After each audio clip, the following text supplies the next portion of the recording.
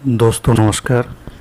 विश्व साहित्य की सीरीज में आज आपको सुनाते हैं शेक्सपियर के बाद अंग्रेजी साहित्य के सर्वाधिक विलक्षण लेखकों में शामिल किए जाने वाले ऑस्कर वाइल्ड की कहानी आदर्श करोड़पति। अंग्रेजी में इसका शीर्षक है मॉडल मिलियनेयर। तो सुनते हैं कहानी आदर्श करोड़पति। व्यर्थ है आपका आकर्षक होना अगर आप अमीर नहीं हैं। रोमांस धनी लोगों का विशेषाधिकार है, न कि रोजगार का बेरोजगारों का व्यवसाय। आपके आकर्षण से अच्छी है आपकी अस्थायी आय।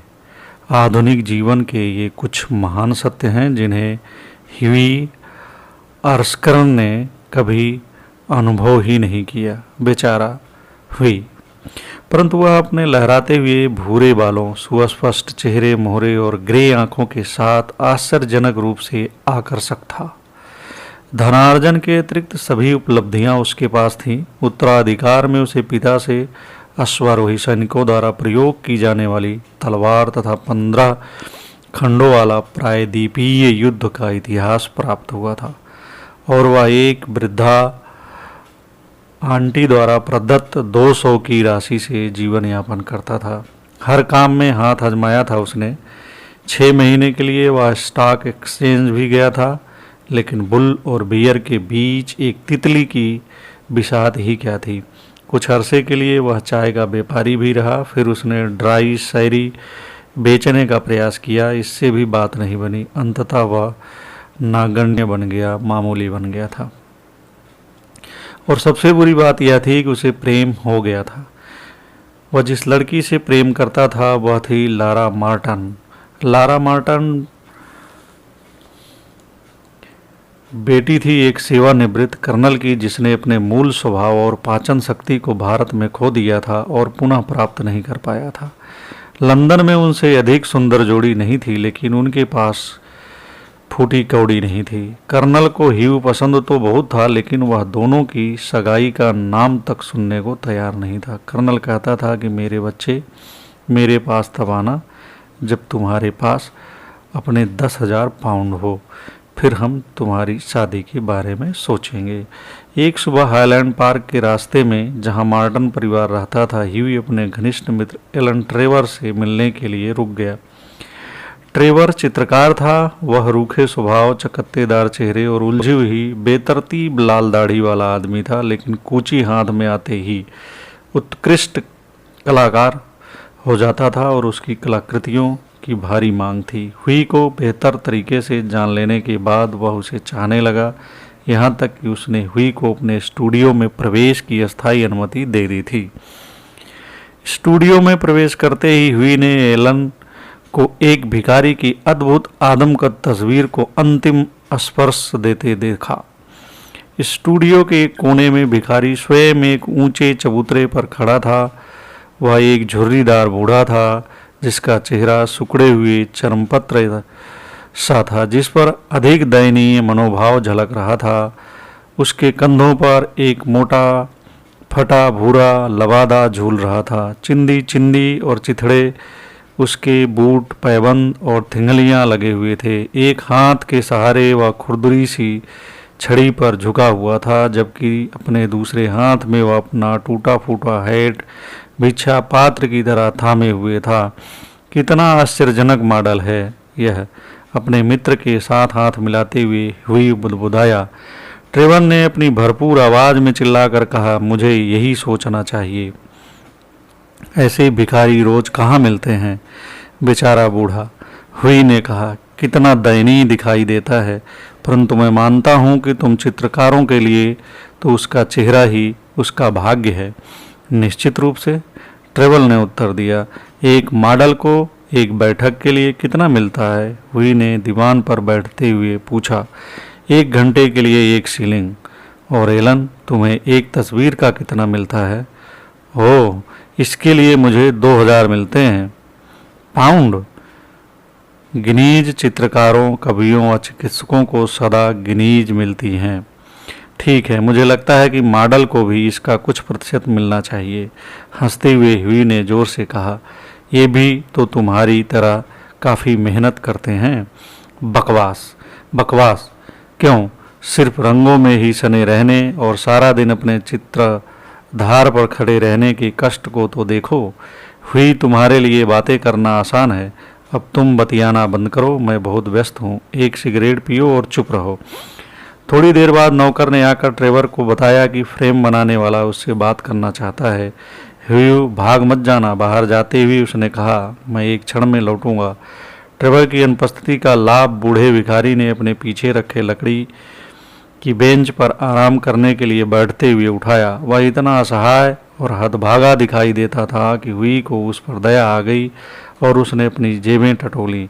उसे अपनी जेबों में केवल एक स्वर्ण मुद्रा व कुछ तांबे के सिक्के मिले। बेचारा बूढ़ा, उसने मन ही मन सोचा। उसे इसकी ज़रूरत मुझसे ज़्यादा है, पर इसका मतलब है कि 15 दिन मुझे बिना घोड़ा गाड़ी के पैदल ही चलना होगा। स्टूडियो पार करके वह गया और उसने भिखारी के हाथ में स्वर्ण मुद्रा सरका दी। बूढ़ा चौंक गया और उसके मुरझाए होठों पर एक फीकी सी मुस्कुराहट दौड़ गई। उसने कहा, श्रीमान धन्यवाद। तभी ट्रेवर लौट आया। हुई ने उससे विदा ली। उसने दिन लारा के साथ बिताया। अपनी फिजूल खर्ची के लिए अच्छी खासी डांट खाई और उसे घर पैदल जाना पड़ा। उस रात लगभग 11 बजे वह टहलता हुआ पायलट क्लब पहुंचा, जहां धूम्रपान कक्ष में उसे ट्रेवल अकेले बैठा हाँक और सेल्जर पीते हुए दिखाई दिया। हाँ एलन, क्या तुमने तस्वीर पूरी कर ली? अपना सिगरेट लगाते हुए उसने कहा, तस्वीर पूरी भी हो गई और फ्रेम भी हो गई मेरे दोस्त, ट्रेवल ने जवाब दिया। और हाँ, तुम्हें एक विजय प्राप्त हुई है। वह बूढ़ा मॉडल जो तुम्हें मिला था तुम्हारे प्रति बहुत समर्पित है। मुझे उसे तुम्हारे बारे में सब कुछ बताना पड़ा। मेरे प्रिय एलन, हुई चिल्लाया, घर पहुंचते ही मुझे मेरा इंतजार करते हुए मिलेगा वह बेचारा हतभागा बूढ़ा। काश मैं उसके लिए कुछ कर पाता। मैं सोचता हूँ कि किसी का इतना हतभागा होना तो भयानक है। मेरे पास ढेरों पुराने कपड़े पड़े हैं। तुम्हें लगता है कि वह उनमें से कुछ लेना चाहेगा? उसके चीथड़े कपड़े तो चिंदी चिंदी हो रहे थे, लेकिन वह उनमें भव्य दिखाई देता है, ट्रेवल ने कहा। खैर, मैं तुम्हारी पेशकश के बारे में उसे बता दूंगा, एलन, हुई ने कहा। हृदय विहीन होते हुए तुम चित्रकार, कलाकार का दिमाग ही उसका दिल है, ट्रेवल ने उत्तर दिया। और साथ ही साथ हमारा काम दुनिया को ठीक वैसा अनुभव करना है जैसा इसे देखते हैं। और तुम मुझे बताओ, लारा कैसी है? बूढ़ा मॉडल उसमें बहुत रुचि दिखा रहा था। तुम्हारा मतलब यह तो नहीं कि तुमने बूढ़े को लारा के बारे में भी बता दिया? हुई ने कहा, हाँ, मैंने बताया था उसे उस निष्ठुर कर्नल, सुंदर लारा और 10,000 पाउंड के बारे में सब कुछ पता है। तुमने उस बूढ़े भिखारी को मेरे व्यक्तिगत जीवन के बारे में सब कुछ बता दिया? क्रोध में लाल हुई चिल्लाया, मेरे प्यारे बच्चे। मुस्कुराते हुए ट्रेवर बोला, वह जिसे तुम बूढ़ा भिखारी कह रहे हो यूरोप का सबसे अमीर व्यक्ति है। वह कल ही पूरा लंदन अपने खाते से ज़्यादा धन निकाले बिना खरीद सकता है। क्या कह रहे हो तुम? हुई ने स्तब्ध होते हुए पूछा। मैं क्या कह सकता हूँ? ट्रेवर बोला, स्टूडियो में आज तुम जिस बूढ़े से मिले थे वह बैरन हासबर्ग था। वह मेरा मित्र है, मेरी सब तस्वीरें और तस्वीरों जैसा सब कुछ खरीद लेता है। उसने मुझे 1 महीना पहले भिखारी सा चित्रित करने का काम सौंपा था। बैरन हासबर्ग। हुई चिल्लाया, हे भगवान, मैंने तो उसे 1 स्वर्ण मुद्रा दे दी। कहते ही वह निराशा की तस्वीर बना कुर्सी में धंस गया। उसे 1 स्वर्ण मुद्रा दे दी। ट्रेवर जोर से हंस पड़ा। ह्यू ने कहा, वह मुझे कितना बेवकूफ़ समझ रहा होगा। बिल्कुल नहीं। तुम्हारे जाने के बाद वह अत्यधिक उत्साहित लग रहा था। बहुत देर तक मंद मंद मुस्कुराता रहा और उसने अपने झुर्रीदार हाथों को रगड़ता रहा। मुझे समझ नहीं आ रहा था कि क्यों वह तुम्हारे बारे में सब कुछ जान लेने को उत्सुक था, परंतु अब मैं सब समझ गया हूँ। मैं एक अभागा शैतान हूँ। हुई गुर्राया, अच्छा यह होगा कि मैं जाकर सो जाऊँ। और मेरे प्यारे एलन, तुम किसी को बताना मत, अब मैं किसी को अपना मुंह दिखाने के काबिल तो रहा नहीं। बकवास, इससे तो तुम्हारी दानवीरता की भावना बहुत अच्छी झलकती है हुई। लेकिन हुई कहाँ रुकने वाला था, वह बहुत अप्रसन्न होकर घर चला गया, एलन को ठहाकों के दौर में छोड़कर। अगली सुबह नौकर एक कार्ड लेकर आया जिस पर लिखा था, बैरन हासबर्ग की ओर से गैस्टिव नॉर्डिन। लगता है मुझसे क्षमा मंगवाने के लिए आया है, हुई ने अपने आप से कहा और नौकर से आगंतुक को ऊपर लाने के लिए कहा। सोने का चश्मा पहने हुए चांदी से बालों वाले एक बूढ़े भद्रपुरुष ने कमरे में प्रवेश किया और हल्के से फ्रांसीसी लहजे में कहा, क्या मैं श्रीमान अर्शिकर्न से बात करने का गौरव प्राप्त कर रहा हूँ? हुई ने सिर झुका लिया। मुझे बैरन हासबर्ग ने भेजा है, वह कहता रहा। बैरन, श्रीमान मेरी प्रार्थना है कि आप उन तक मेरी हार्दिक क्षमा याचना पहुँचा दें, हुई ने हकलाते हुए कहा।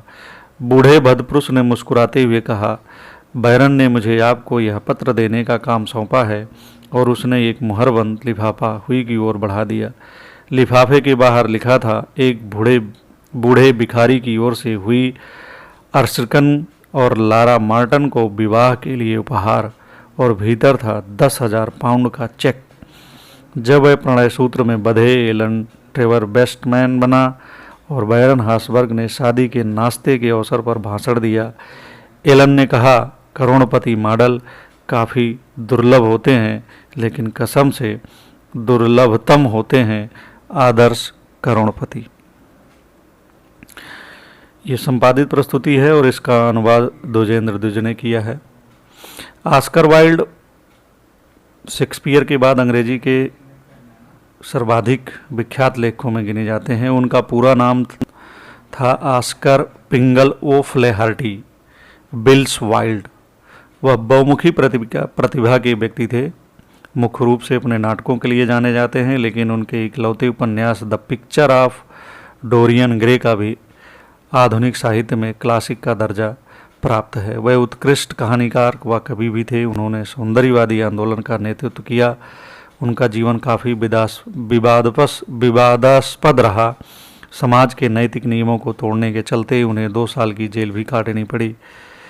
Importance of Being Earnest, Lady Windermere's Fan, House of Pomegranates आदि उनके प्रसिद्ध कृतियां हैं। ऑस्कर वाइल्ड का जन्म 16 अक्टूबर 1854 को हुआ और 30 नवंबर 1900 को आयरलैंड के 30 नवंबर 1900 में उनकी मृत्यु हुई। वह आयरलैंड के डर्मिन में जन्मे थे। प्रसिद्ध ज्योतिषी कीरो ने उनका हाथ देखकर कहा था कि बाएं हाथ की रेखाएं असाधारण बुद्धि और अपार ख्याति वाले व्यक्ति की हैं, और दाएं हाथ एक ऐसे शख्स का है जो किसी अनजान जगह पर एकाकी मरेगा। कीरो की बात सही निकली। ऑस्कर वाइल्ड का निधन पेरिस में अत्यंत मुफलिसी में हुआ था। धन्यवाद दोस्तों, उम्मीद करता हूँ कि कहानी आपको पसंद आई होगी। विश्व साहित्य सीरीज में इस तरह की कहानियाँ हम आपके सामने प्रस्तुत करते रहेंगे। कई कहानियाँ पहले भी प्रस्तुत कर चुके हैं, आगे भी प्रस्तुत करते रहेंगे। उम्मीद है कि आप इसका आनंद उठाएंगे और चैनल को सब्सक्राइब करेंगे, मित्रों को शेयर करेंगे। धन्यवाद।